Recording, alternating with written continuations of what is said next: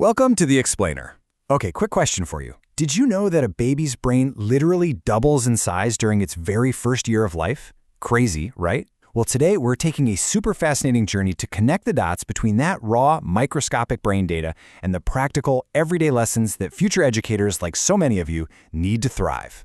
You can think of this as a complete masterclass to help you create your absolute best lesson plans, complete with the essential key terms and learning outcomes you're going to need.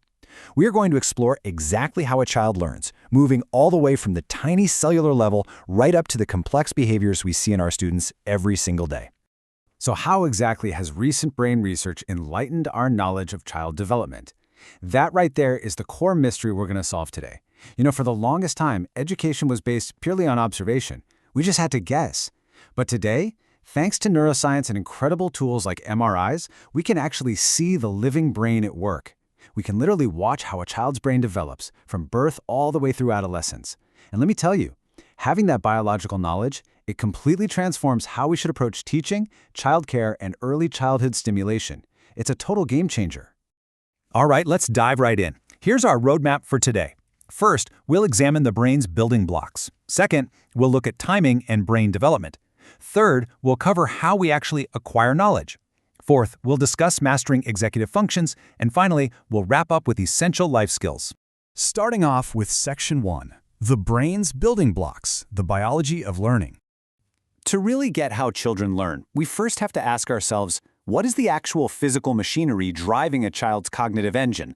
To answer that, let's establish our very first key term for your lesson plans: neurons. Full-term babies are born with about 100 billion of these little guys. 100 billion! They're absolutely the stars of the show. I want you to think of neurons as the fundamental microscopic messengers of the brain. They're just constantly sending and receiving these chemical and electrical impulses. Whether it's a sensory neuron processing the outside world, a motor neuron directing a high five, or an interneuron connecting signals, they are literally the directors of every single task the brain performs. Now, what's really interesting is the actual physical structure of a neuron. You have these short, bushy branches up at the top called dendrites. Their main job is the input function. They're catching and receiving the signals sent by other neurons nearby. Then, trailing down, you have this long, thick cable. That's the axon, and it handles the output function. It's transmitting signals away to the next neuron in line. This whole connection creates what we call the wiring process. And when a chemical and electrical signal jumps from one neuron to another across a tiny gap called a synapse, well, that's the firing process. It's literal electricity and chemistry creating a thought. How cool is that? But, of course, neurons don't work alone. Enter our next vital key term for your lesson plans: glial cells. If neurons are the superstar messengers, glial cells are definitely the unsung heroes behind the scenes. They act as the ultimate support system for the neurons. Without glial cells providing essential nourishment, controlling the chemical environment, insulating the pathways, and even doing the cleanup by removing cellular waste, the neurons simply couldn't function. They'd be completely lost. Just imagine how this support network functions in action. You've got astrocytes connecting directly to the blood supply, acting like little food delivery services to nourish the neurons. Then you've got oligodendrocytes, try saying that 3 times fast, wrapping around the axons to provide myelin. That's a protective insulation that makes signal transmission way faster and much more efficient. This entire dynamic environment is exactly what makes brain plasticity possible. And brain plasticity is just that incredible, almost magical ability of a child's brain to be shaped, reshaped, and adapted based on their everyday experiences. Moving right along to Section 2, timing and brain development, when the mind is ready. Now, having a highly adaptable brain is really only half the story.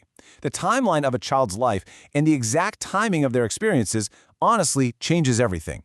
It's absolutely crucial to understand the difference between these two developmental stages: critical periods versus sensitive periods. Critical periods represent a time of extreme vulnerability. If a child lacks stimulation or faces really negative experiences during this specific time, it can cause severe and sometimes even permanent harm to how a part of their body or brain develops. On the flip side, sensitive periods are all about optimizing growth. These are the prime golden times when a child's brain is naturally primed and just perfectly ready to wire specific skills. We actually call these prime sensitive times windows of opportunity. For instance, the absolute best sensitive time for picking up vocabulary is right from birth up to 3 years old. For logical thinking, it's from about 5 years old straight through puberty.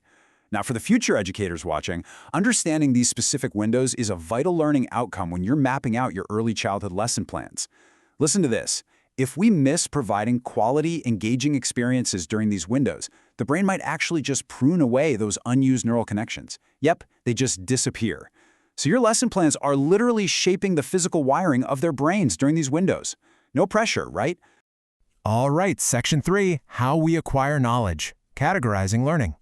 So zooming out a bit from the pure biology to the actual classroom level, how does a biologically primed brain categorize all this information we constantly throw at it? Well, it really helps to mentally organize learning into 4 distinct types. First up, explicit knowledge. This is your factual, codified knowledge, the stuff we can clearly write down in a textbook and test on a Friday. Second is implicit knowledge. This is highly experience and skills-based. You can't always write down exactly how to balance on a bicycle, you kind of just have to feel it and do it.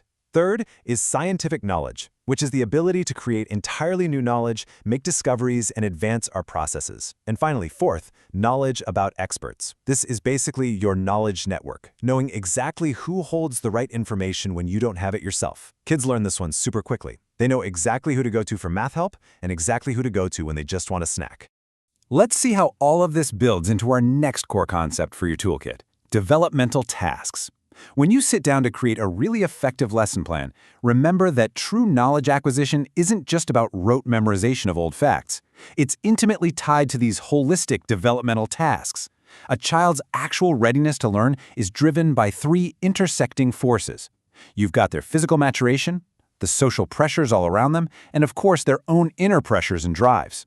When your key learning outcomes actually align with these 3 forces, that is when education becomes incredibly, truly effective. Which brings us to Section 4, Mastering Executive Functions, Managing the Mind. Okay, so we've talked a lot about how a child acquires knowledge, but how do they actually manage their own cognitive resources just to get through a busy school day? Well, they do it through executive functions. These act as vital, everyday filters, allowing a child to actually achieve their daily goals. Think of these as 3 sequential, actionable steps. Step 1, working memory. This is the brain's scratch pad, the ability to store, organize, and manipulate information in real time while working on a task. Step 2, cognitive flexibility. This is the super crucial ability to adjust to changing demands. Like when a lesson suddenly pivots or a playground rule changes, can the student adapt on the fly? And step 3, inhibition. This is the ability to filter those immediate thoughts and feelings so they don't just act on impulse. Honestly, without these 3 executive functions working together, all the acquired knowledge in the world really can't be put to practical use. And finally, Section 5, Essential Life Skills, Galinsky's Framework.